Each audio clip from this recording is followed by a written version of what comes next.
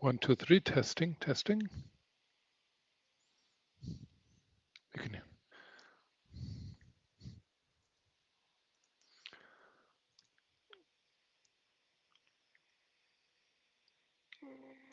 Testing Spanish booth.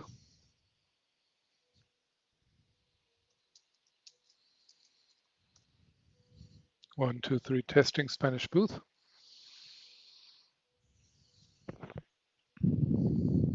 One, two, three, testing Spanish booth.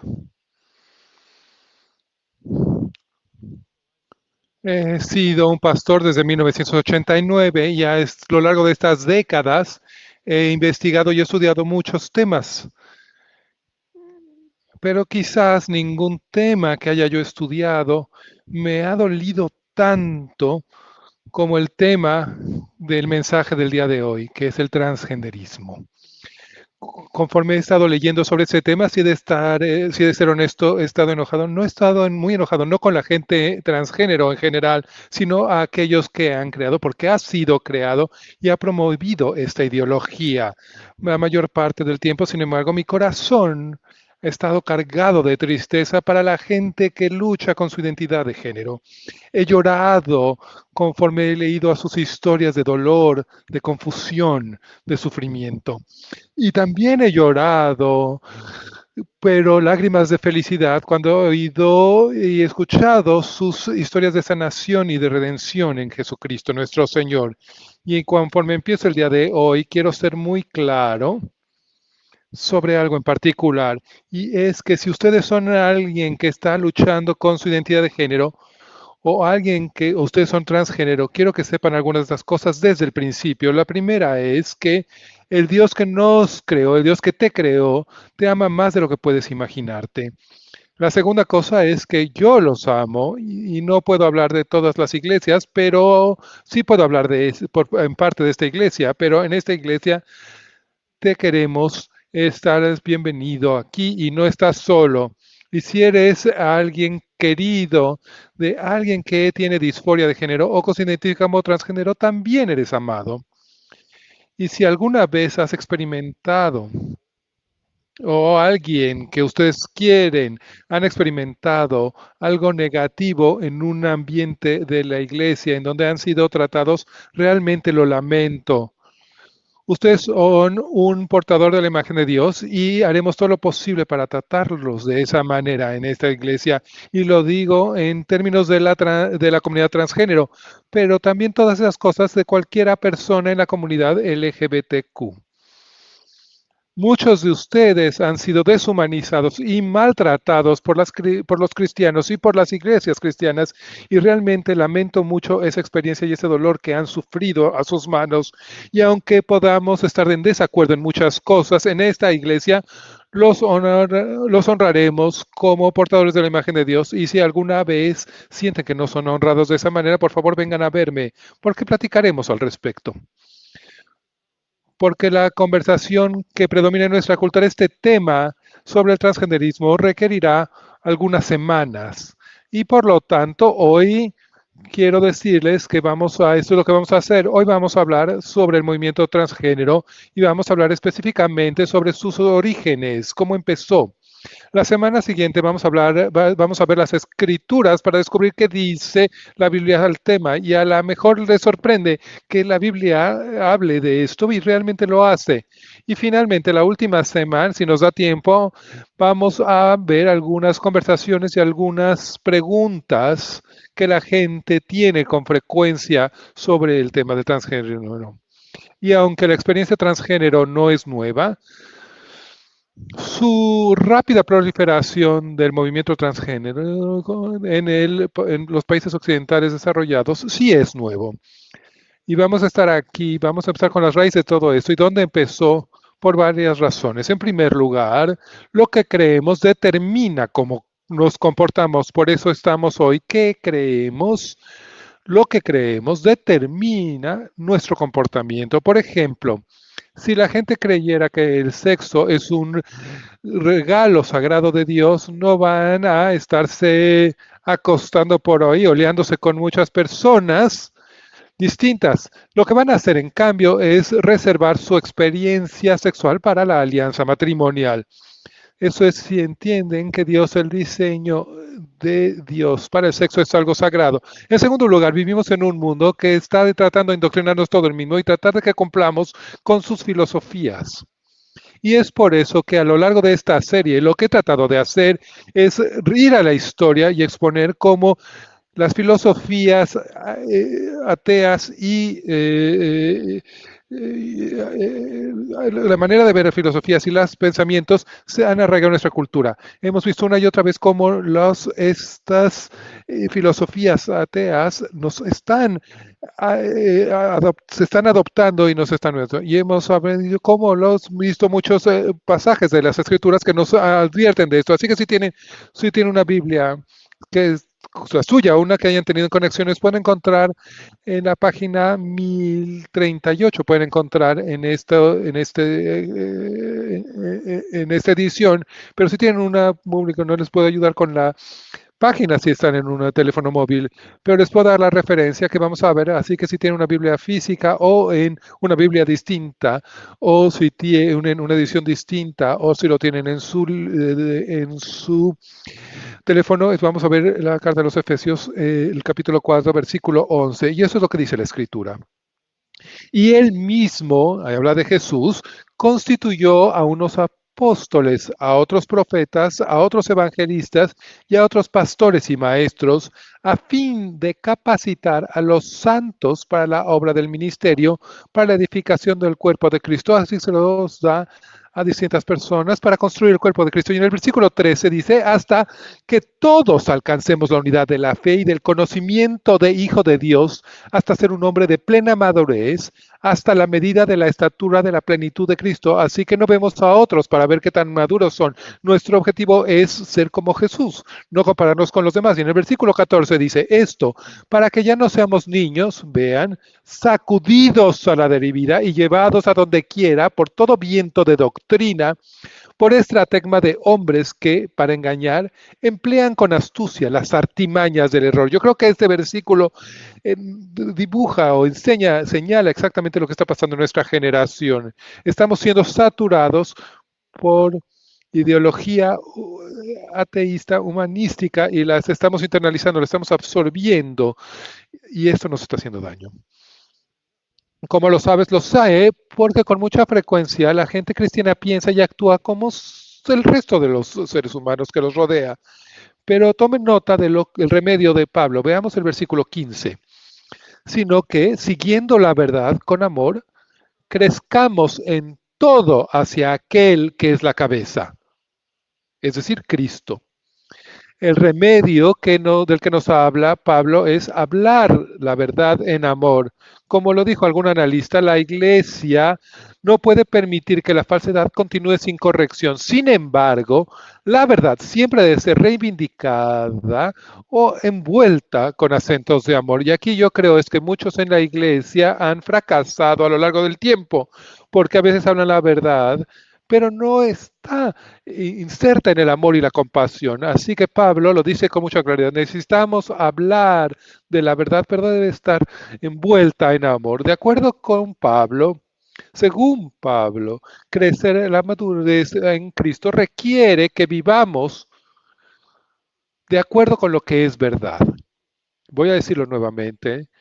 Según Pablo, crecer para llegar a la maduridad en Cristo requiere que vivamos por lo que es verdad, lo que es real.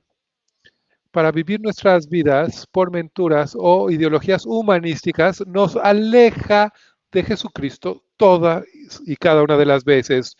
No te puedes acercar a Jesús si estás viviendo en torno a mentiras.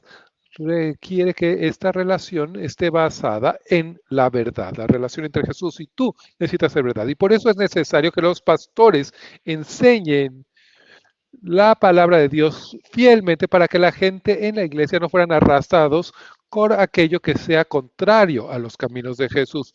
Y en el versículo 17 de Pablo sigue diciendo, esto digo e insisto en el Señor, que no se conduzcan más como se conducen los gentiles, es decir, la gente que está fuera de la iglesia, fuera de la familia de la fe, no deben de caminar como ellos en la vanidad de sus mentes.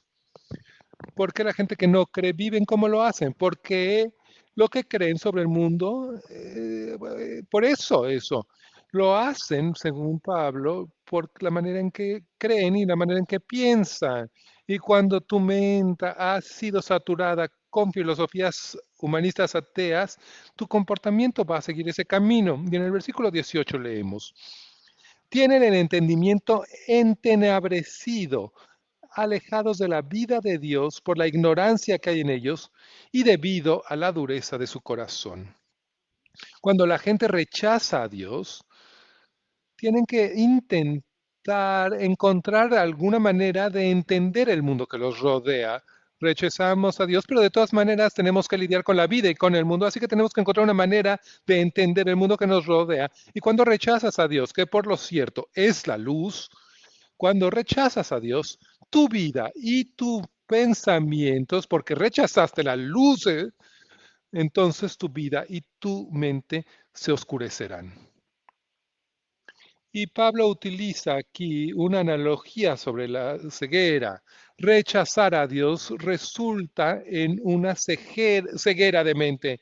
La gente que es ciega físicamente sabe que es ciega, pero la gente que está espiritualmente ciega no se dan cuenta, no sabe que son ciegos. Cuando tus pensamientos se vuelven oscuros, dice Pablo, serás excluido de la vida y de la alegría que te que conlleva la luz de Dios. Y cuando estás pensando esto, y esto tiene como resultado el endurecimiento del corazón que rehúsa o rechaza la verdad y la realidad. Su oscurecimiento, su exclusión de Dios se puede rastrear a la ignorancia culpable, es decir, son responsables de su propia ignorancia. Es algo que se han ocasionado a sí mismos por tener un corazón duro ante la verdad de Dios. En el versículo 19, Pablo dice, una vez creado un callo frente a la sensibilidad, se entregaron a la promiscuidad para cometer ávidamente toda clase de impurezas, deseando siempre más. Cuando Pablo habla del callo, esto quiere decir que han perdido ya no tienen, han perdido la habilidad de sentir vergüenza. Y cuando eso sucede, cuando ya no puedes sentir la vergüenza, simplemente caes en la tentación de cualquier deseo que quiere tu mente o tu corazón. Cuando Pablo habla de la promiscuidad, es una palabra que significa libertinaje, brutalidad,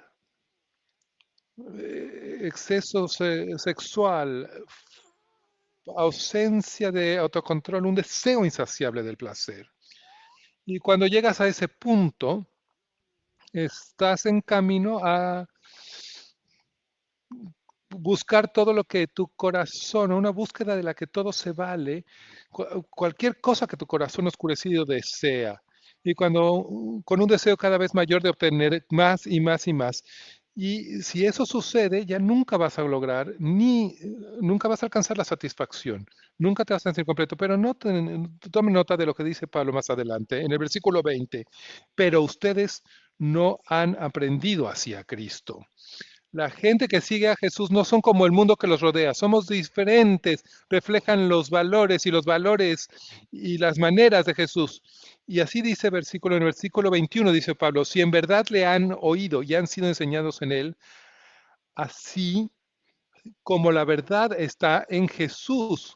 Si quieren conocer a Jesús, si quieren conocer la verdad, necesitan conocer a Jesús. Con respecto a su antigua manera de vivir, despojándose del viejo hombre que está viciado por los deseos engañosos. Como seguidores de Jesucristo, debemos buscar la verdad de Jesús y debemos de poner o deshacernos de nuestra manera antigua de pensar, todo eso que hemos absorbido de la cultura que nos rodea. Y eso es lo que tenemos que hacer. Veamos, la manera en que pensamos, la filosofía que adoptamos nos conduce a comportarnos de maneras que no honran a Jesús. ¿Y qué dice Pablo al respecto? ¿Qué debemos hacer después de esto? Y lo que dice el versículo 23 dice es, pero renuévense en el espíritu de su mente, hay que renovarse y vístanse del nuevo hombre que ha sido creado a semejanza de Dios en justicia y en qué? Y en santidad en santidad de verdad. La verdad. Deberemos de estar buscando lo que es verdad, la pureza de la verdad que se encuentra en Jesús y en su palabra. Y en el versículo 25 dice, por lo tanto, habiendo dejado la mentira, hablen la verdad cada uno con su prójimo, porque somos miembros los unos de los otros. En este contexto, tenemos que ampliar el conocimiento de nuestra muerte. Y él dice, no, esas son mentiras de la cultura, son mentiras del enemigo. Y empiecen a hablarse con verdad unos a otros. Y al hablar con verdad, y para poder hablar en verdad entre nosotros, necesitamos conocer esa verdad. Como seguidores de Jesús necesitamos librarnos de todo lo que nos rodea, quitarnos, deshacernos de todo lo que es contrario a la verdad de Jesús, todo lo que es contrario a la palabra de Dios. En la segunda carta de los Corintios, en el capítulo 10, en el versículo 4, dice, debemos demoler los argumentos y toda altivez que se levanta contra el conocimiento de Dios, llevamos cautivo todo pensamiento a la obediencia de Cristo. Así que, ¿qué debemos hacer? ¿Qué debemos hacer como creyentes, como cristianos, como seguidores de Jesús? La respuesta es, debemos demoler. Pensemos, debemos demoler. Eso quiere decir, debemos destruir completamente, riendo y desmantelando. Debemos desmoler, tirando, desmantelarlo. Cualquier idea, patrón, filosofía, teoría, visión o táctica que se oponga a la verdad y que conduce todo lo que conduce a la gente a alejarse de Jesús, todo lo que conduce a la gente a lejos de Jesús y decir, no, no, no, esto tiene que ser atacado, esta filosofía, esta idea, esta ideología debe de ser desmantelada. Y recuerden, toda la motivación para desmantelar esta manera de pensar que van en contra de la verdad de Jesús, todo eso está motivado por el amor para los seres humanos, porque entendemos que estas filosofías, estas ideologías destruyen a las gentes y la alejan de Jesús. Así que amar a Dios significa amar a quienes portan su imagen y ayudar a la gente que está atrapada por ideas deshumanizantes y destructivas a que se liberen. Y esto es el meollo de este sermón. Así que vamos a entrarle. La palabra transgénero parece que ha estado siempre ahí, pero no, la primera vez que apareció fue en 1974, fue la primera vez que se vio en el diccionario. Y cuando apareció la primera vez en el diccionario, apareció como un adjetivo que se refería a, a personas que tenían un sentido de identidad personal que no corresponde con su sexo anatómico o biológico. Así que pongamos una pausa, no quiero ir demasiado rápido. Piensen en esto un segundo. Después de miles y miles y miles de años de historia humana, de repente, después de 40 años desde que esta palabra apareció por primera vez en el diccionario, el transgenerismo es la conversación más importante en relación con la sexualidad humana en nuestro mundo. Así que miles y miles y miles de años y de repente desaparecen de la noche a la mañana. Ese es el tema más importante de nuestra historia, de nuestro tiempo. Ha tomado los áreas de la educación, de la salud mental, la medicina, la sanidad y de las instituciones gubernamentales que están metidas en esto. Y por esta embestida de esta ideología nueva necesitamos la claridad de la palabra de Dios en la esperanza de que podamos encontrarla en Jesucristo. ¿Y cómo empezó este movimiento ideológico? Voy a hacer una pregunta. Por favor, levanten. ¿Cuántos de ustedes, por favor, levanten la mano? ¿Quiénes de ustedes han oído de Magnus Hirschfeld? Uno. Magnus Hirschfeld. Si alguien se podría ser señalado como empezó como el movimiento transgénero moderno es Magnus Hirschfeld. Era un médico alemán que era defensor de la liberación sexual de los valores tradicionales. Para lograr sus objetivos abrió el Instituto de Investigación Sexual en Berlín en 1919. Y si ustedes leen la historia, se van a dar cuenta que mucho de su activismo estaba motivado por su propia homosexualidad. En 1919, a la edad de 52, empezó a vivir con un muchacho de 19 años. 11 años después, cuando tenía 63 años, se consiguió un segundo novio, un muchacho de 24 años que conoció cuando estaba de viaje en China. Y después de que los nazis tomaron poder en Alemania, Hirschfeld se llevó a ambos muchachos a vivir a Francia y dijo que eran sus amantes y empezaron a vivir los tres juntos. Así que Hirschfeld escribió, hizo mucho su trabajo durante un periodo de transición en la conceptualización de sexualidad y ética sexual. Estaba realmente a los inicios de todo esto. Y fue durante ese tiempo que muchas de las categorías sexuales ahora fueron construidas. Hirschfeld, el rechazo de Hirschfeld sobre puntos de vista históricos de género fue fundacional en lo que ahora llamamos transgenderismo, aunque la palabra no existe en ese momento. Pero lo que dijo Hirschfeld es que el ser humano no es hombre o mujer, sino más bien es hombre y mujer. Y con la idea de ampliar digo que había 43.046.721 combinaciones de posibles de características sexuales. Así de serio, así de metido estaba en esto. Y más adelante dijo, a lo mejor son más y necesitan ser más de estos 43 millones, 46.721 combinaciones. En 1910 publicó una obra que acabó siendo montones, llamado Los Transvestis, en el que tomó el paso innovador de distinguir entre transvestis y homosexuales. Hirschfeld acuñó este tema, este término de transvesti, y viene del latín que significa vestirse como el otro sexo, y sugirió que no todos los hombres que se vestían como mujeres eran realmente homosexuales, sino que el enfoque de su placer estaba en sí mismos y en su ropa. También pensó que las mujeres que se vestían como hombres tenían mayores intereses en los roles de vida y de trabajo de los hombres, más en eso que en la ropa masculina. 13 años más tarde, en 1923, Hirschfeld acuñó la palabra transexual. ¿Han oído esa palabra? Él acuñó en 1923, hace 100 años. Distinguir entre los transvestis y los transexuales. Para hacer esto, describió el transexualismo como la adopción del rol de género opuesto al sexo con el que nació una persona. En contraste, dijo que los transvestis simplemente querían vestirse en la ropa del otro género, pero seguían identificándose con su sexo natal. Los primeros dos, es difícil creerlo, los primeros dos intentos de cirugía de reasignación de género se hicieron en el Instituto Hirschfeld. El primero fue un señor llamado Rudolf Richter, que era un sirviente en el instituto y que prefería que le llamaran Dora con ese nombre femenino. Así que los cirujanos asociados con el instituto castraron a Richter en 1922 y después amputaron en 1931 su pene y después incluso tuvieron la osadía de intentar darle una vagina artificial. El segundo intento de reasignación de sexo por cirugía fue un hombre llamado Wegner.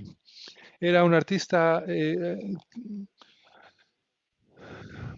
danés que estaba casado con otra artista, Gerda Ortiz, y en una ocasión su esposa le pidió que se vistiera de hombre para que ella lo pudiera pintar y él le sirviera de modelo.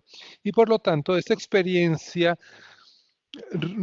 inició un deseo de convertirse en mujer y empezó a identificarse con el nombre de Lily. Y al tratar de convertirse en mujer, sufrió 5 cirugías y la última fue un intento de un trasplante de útero. No sé de dónde sacaron el útero, pero eso es lo que intentó hacer, Wegener. Y como resultado, en su última cirugía se murió de complicaciones en 1931. Hirschfeld inició cambios en el pensamiento sobre el género y preparó el camino para el movimiento de transgénero moderno. ¿Cuántos de ustedes han hablado de Harry Benjamin? ¿Alguien? Levante la mano. Una persona ha hablado de Harry Benjamin. Benjamin era un endocrinólogo germanoamericano que fue altamente reconocimiento por su trabajo innovador en los estándares de cuidado para transexuales y realmente es el padre fundador del transexualismo occidental contemporáneo.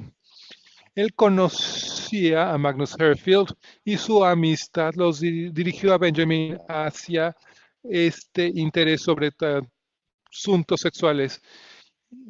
Y cuando le estalló la Primera Guerra Mundial, se fue a vivir a Nueva York y empezó a tratar a transexuales con hormonas en 1948. Y empezó a hacer esto cuando un investigador sexual llamado de Alfred Kinsky, ¿alguien lo conoce? Algunas manos. Él se refirió él refirió a un hombre que quería hacer a mujer a Benjamin. Así que Kinsey no lo hacía, así que lo mandó a Benjamin. En 1966, Benjamin publicó un libro innovador que se llamaba El fenómeno transexual, en el que describía su trabajo con transexuales y defendía un cambio paradigmático en su tratamiento. Él notó tres categorías de transgéneros. El primero eran los hombres heterosexuales que se vestían como mujeres por razones como fetichismo sexual. Eso les excitaba. El segundo grupo de hombres que se vestían como mujeres eran personas que tenían trastornos emocionales más profundos. Y el tercer tipo era era un trastorno de orientación de papeles sexuales y de género. Y este grupo, eso es lo que ahora llamamos una persona transgénero. Benjamin describió esta categoría diciendo que esta persona vive solo para alcanzar el día en que su alma femenina deje de estar ultrajada por su cuerpo masculino y pueda funcionar como mujer social, legal y sexualmente. Esto fue en 1966. Benjamin argumentaba que muchos de sus pacientes estaban luchando con problemas de género y por lo tanto la ciencia y la cultura, las dos cosas, tenía que ser la ciencia y tenía que ser la cultura, deberían ayudarlos a adoptar su género favorito o preferido. En 1979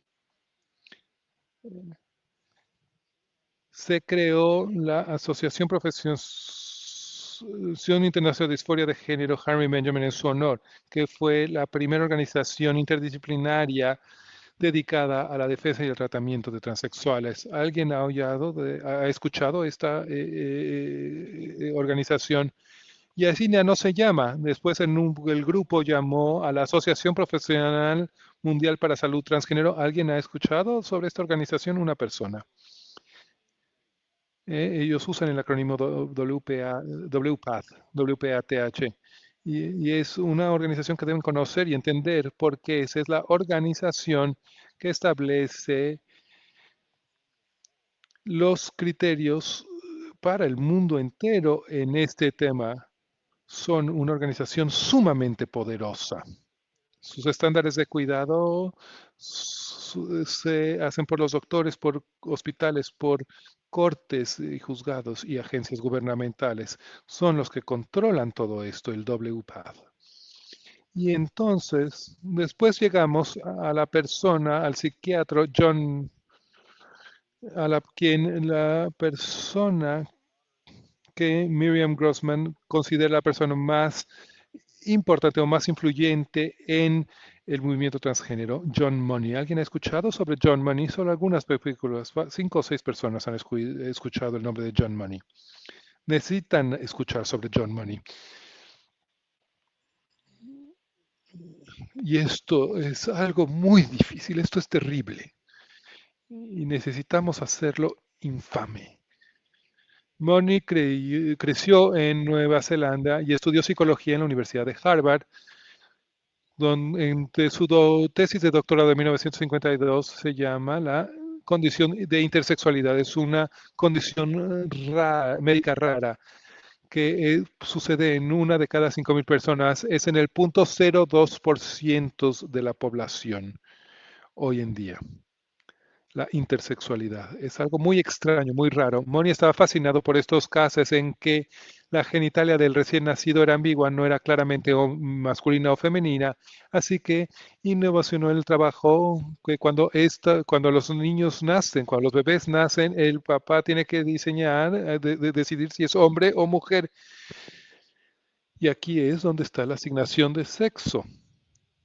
Están asignando en el 0.02% y ahora pensamos que todo mundo es asignado, tiene que ser asignado su sexo cuando nacen. Y por supuesto que no es cierto. Moni tenía la teoría de que los cromosomas y la anatomía eran irrelevantes, totalmente irrelevantes al desarrollo de identidades masculinas y femeninas, a su comportamiento y a sus intereses.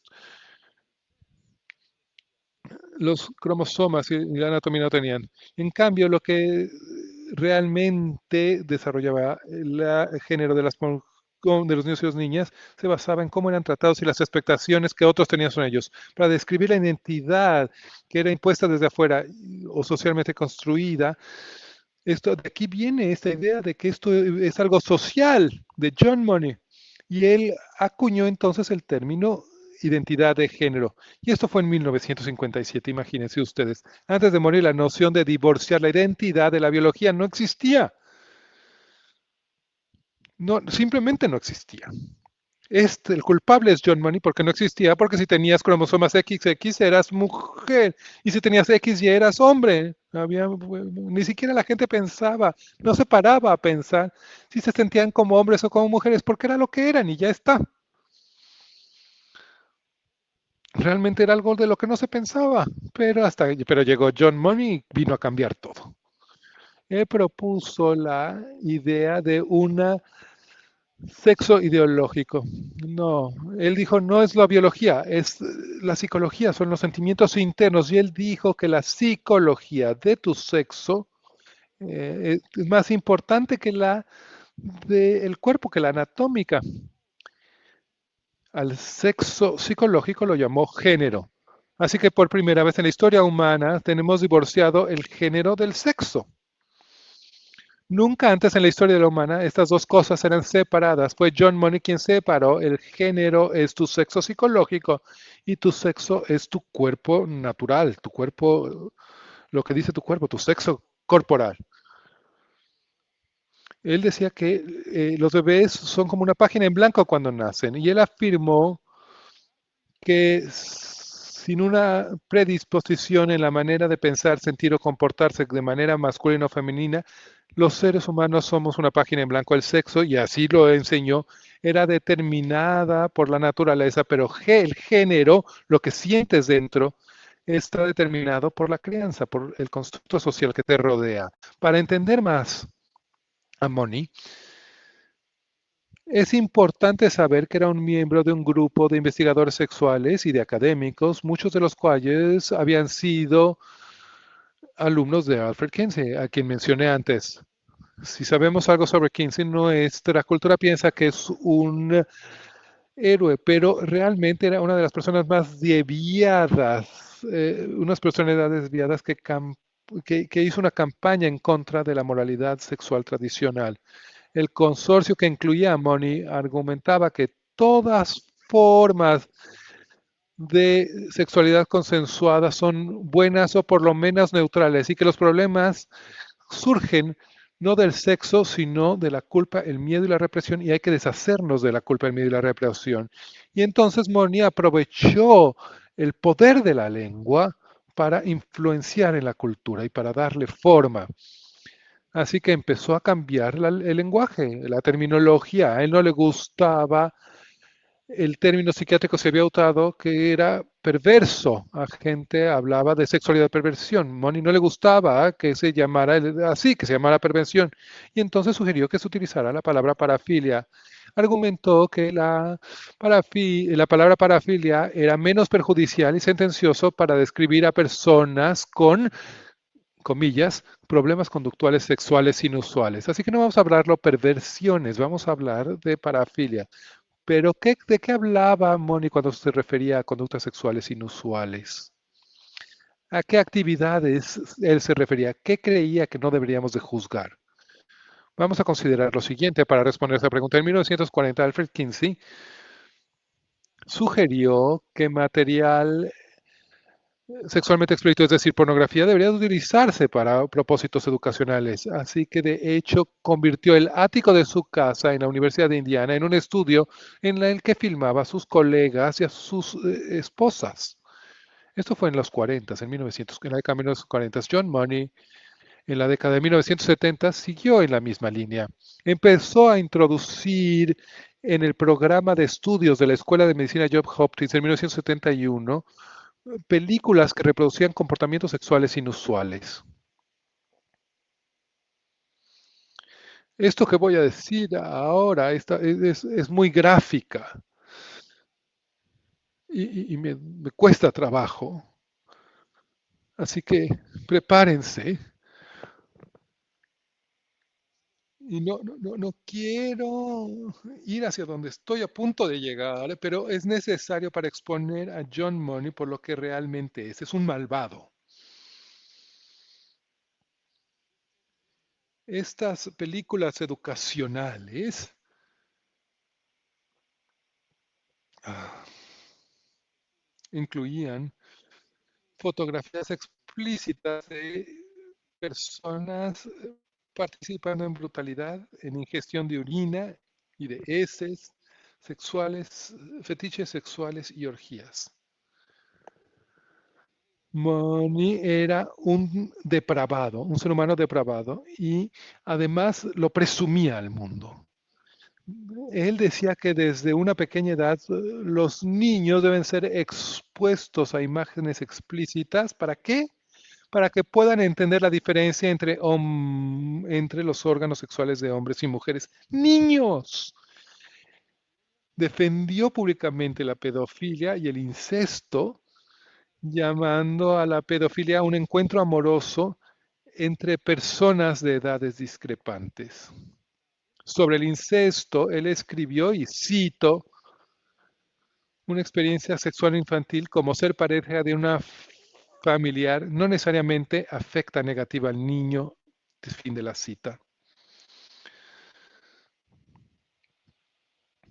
Como Alfred Kinsey, Money era un hombre degenerado y perturbado.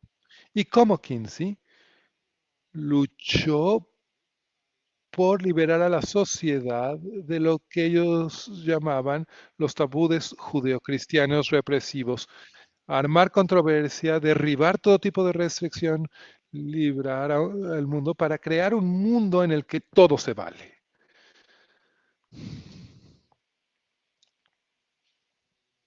Ahora, ¿se dan cuenta por qué estoy tan enojado? Me enfurece estar expuesto a todo esto.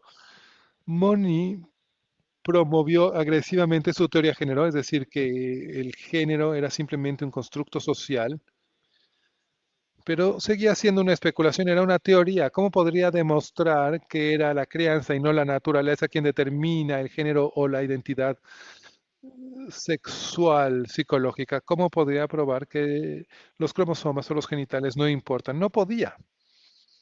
Hasta que una familia con un problema particular fue a verlo a su oficina.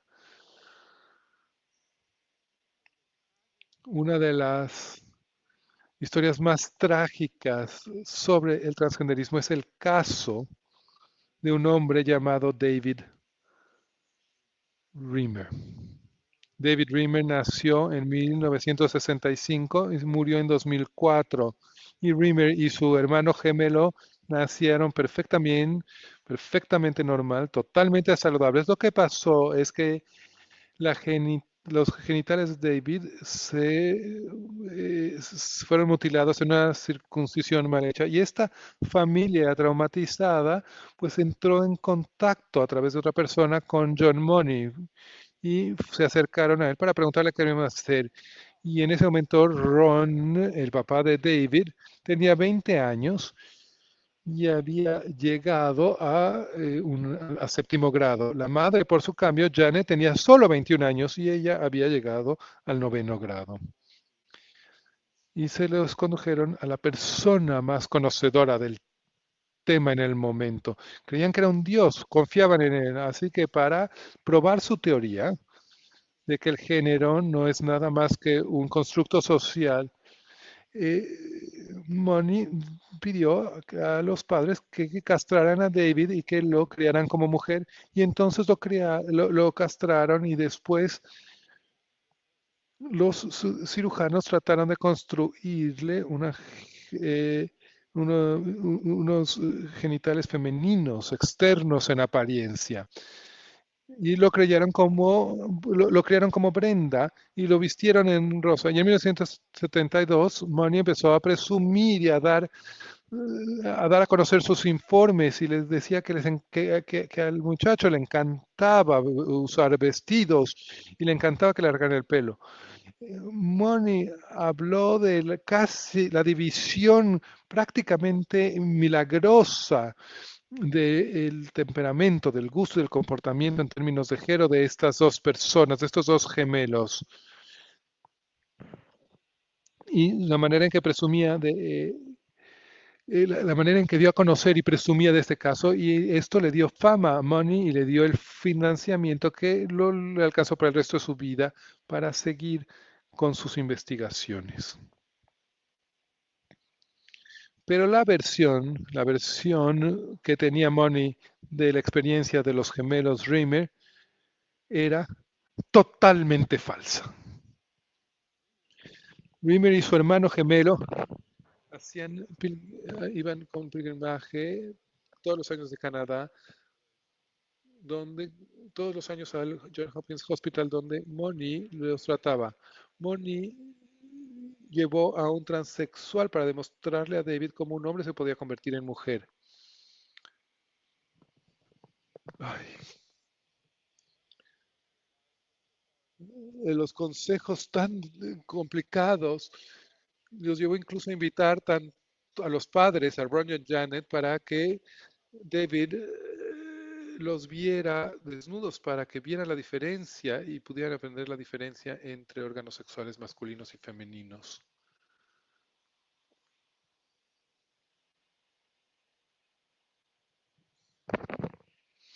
Imagínense eso.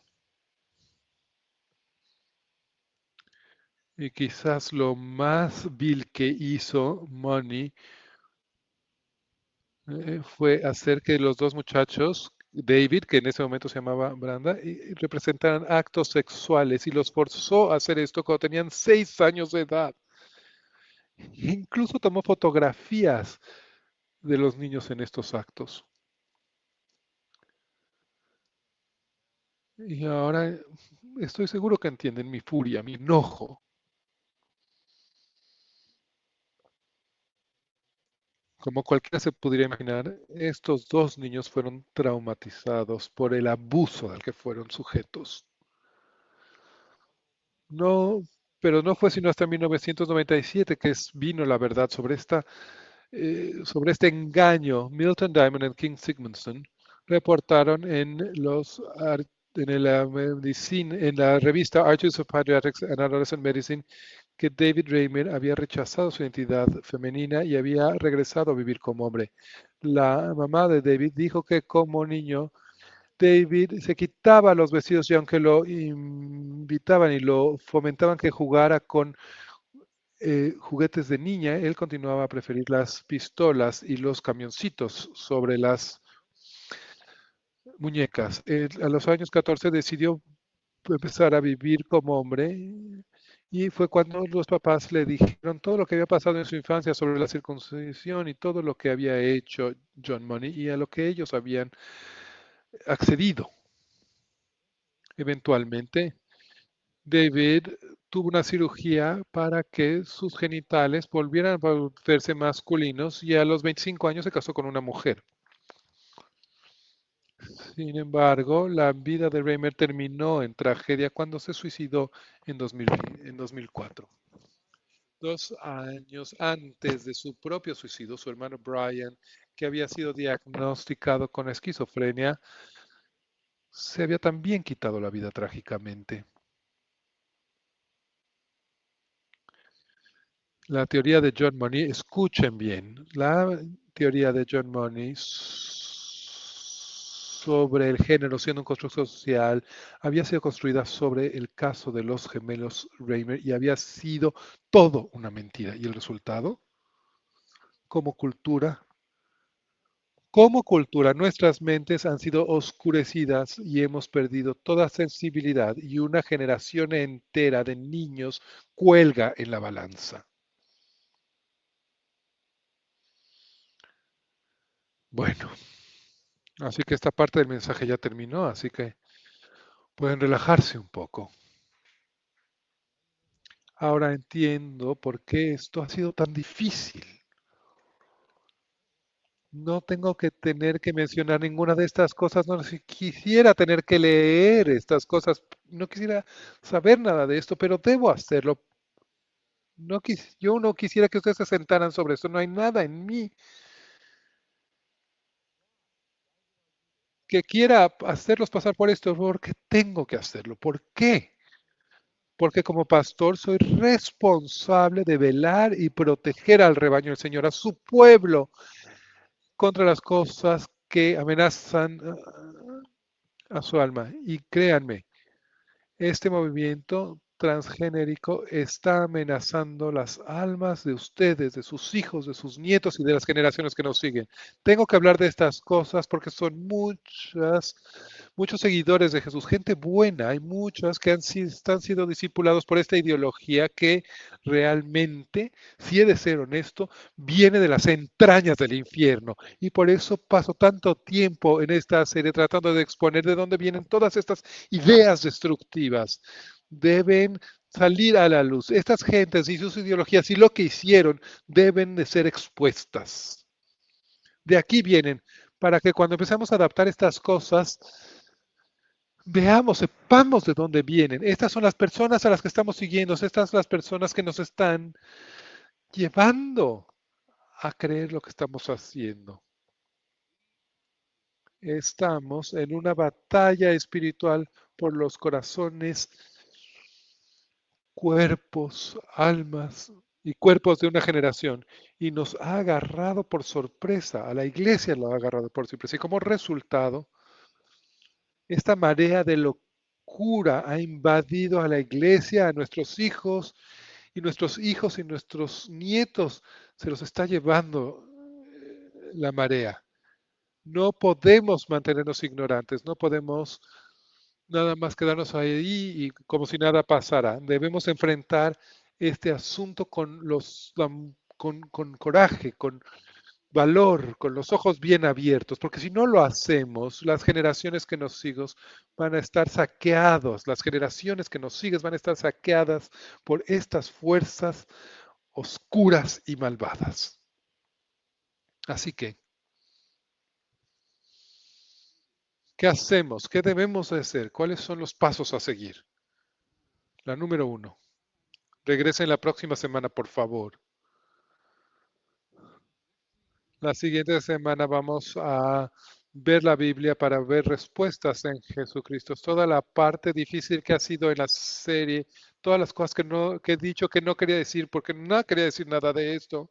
Ya hicimos ese trabajo, ya expusimos la maldad. Así que la próxima semana vamos hacia ver la solución y vamos a encontrar esa solución en las escrituras. Y además de regresar la próxima semana, lo que diría, si ustedes se han perdido de cualquier parte de esta serie, si ustedes han perdido cualquier parte de esta serie, necesitan ir a nuestra página electrónica y ver esos mensajes. Están en YouTube si los quieren ver ahí.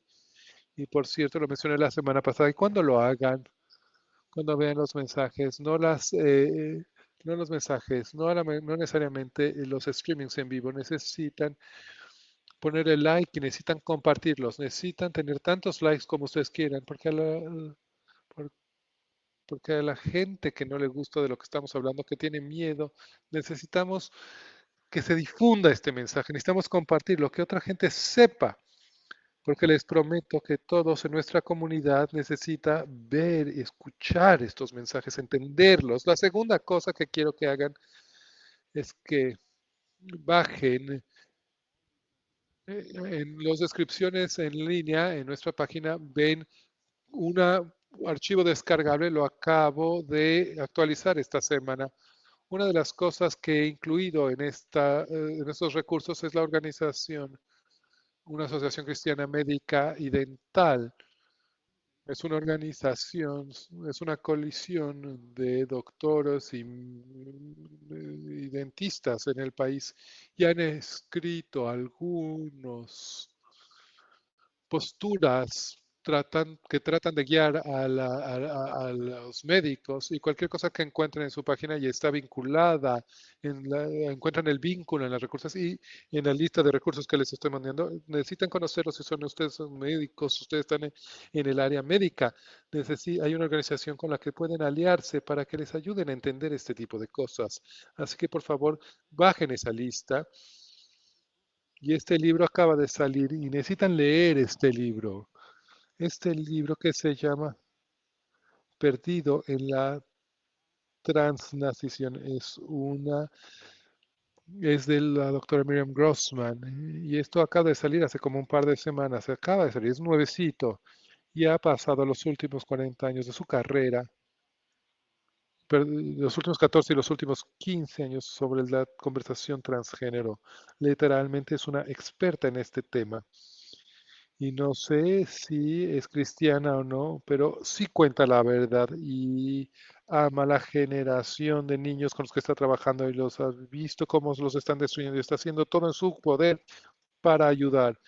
¿Y por qué escribe este libro? Porque nadie en su área médica está haciendo nada al respecto y esto lo escribió para equipar a los padres, para proteger y salvar a los niños de lo que ella llama es esta locura que nos rodea. Y de todos los recursos que he leído, toda la bibliografía, y he leído mucho, esto es el mejor que he leído hasta ahora. Y está recién salido de la presa. Y no sé qué hacer para que ustedes lo lean, pero necesitan leerlo porque ella habla de cuáles son las señales, necesitan entender qué está sucediendo, porque como padre o como abuelo, si no entienden, si son ignorantes al respecto,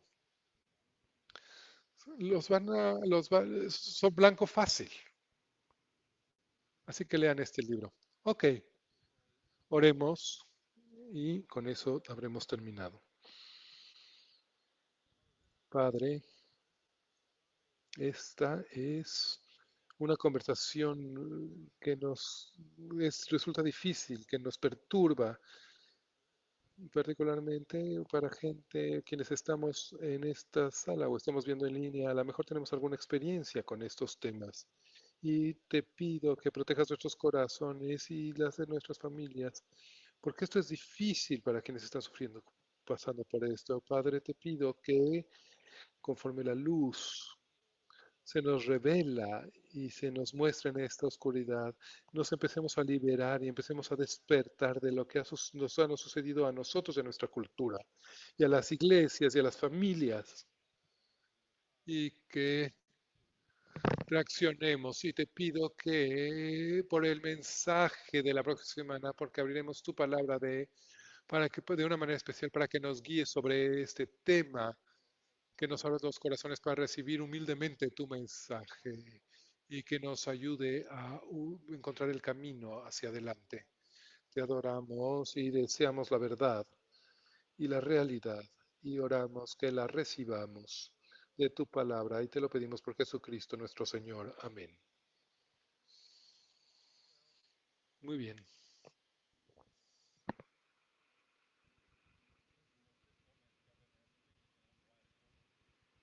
Ya, qué bueno que terminó esto. Pero bueno, este era el mensaje que había que dar.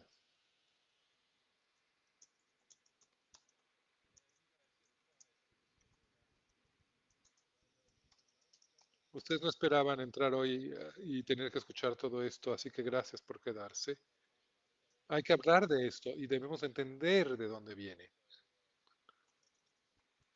Así que muchas gracias. y para ustedes y para las familias que están en la comunidad LGBTQ. Lo digo por amor, porque tienen que entenderlo, tienen que ver de dónde viene y caminaremos juntos. Los queremos, los y queremos ayudar a quienes quieren ayudas, queremos ayudar tanto como sea posible. Así que no olviden, es el último día para registrarse para un grupo, así que para el final del día necesitamos que todos se hayan registrado con un número. Si no están en un grupo, por favor, incorpórense a unos si son nuevos, bienvenidos a Journey. Y esto es, ay Dios mío, deberíamos de pasarles billetes de $20 nada más para venir el día de hoy, por haber venido el día de hoy, pero no les vamos a dar billetes, pero si es la primera vez con ustedes y no tienen una Biblia, vayan a Conexiones y recojan su Biblia y es la palabra de Dios y los puede liberar, los puede hacerse sentirse libres. Nos vemos la próxima semana.